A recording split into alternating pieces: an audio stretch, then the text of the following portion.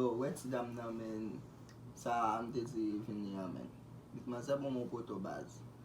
Mbwe bay men, piti kan kes man se men. So, man se bon poto an men, man sa vin fè an komen. Mwen ve la kay mwen. Man dormi, bay mwen bon jan ti men, man sa kon fè men. Mwen la, man dormi. An pi map tan fòm ba jan vini. Fòm nan pousse mon méchant poto men, man sa kon fè la. Oh, e vre men. Ou ki te fòm nan bo poto men. Ah, mon chè wè to ki te fòm nan bo poto sa men. Ah, ba men poto sa men fòm nan ba men. Fòm tout di fòm nan fòm mouri men.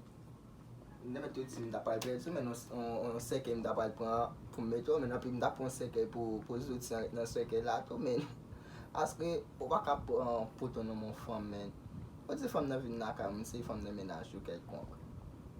Ou bon men, ou baka pedi pou poto nan men fòm men. Depo ou pa man fòm nan men, ou baka boye bay sa ou men pou fòm nan men. So se jist di, mwen nan fini la ka ou men, apwe li fini, ou bien pase men.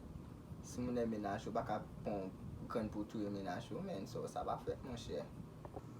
Ebe ok fwe ou men, ma prese men, ba fwe sa anko men. Ma prese men, pou, depi ma ponde fòm ma fwe fòm nan fini men. Aske men, yon manke mou basi, manke perdi fò yon men. Manke perdi mou chò. Ebe, ma prese yon basi, pa yon problem men. Pa bliye like, pa bliye share, avek zami famin yo subscribe. So, fè mou rive lwen, paske ma travay pou nou, mou rive lwen, an pis, ban mwen pil view, an pis subscribe. Ciao!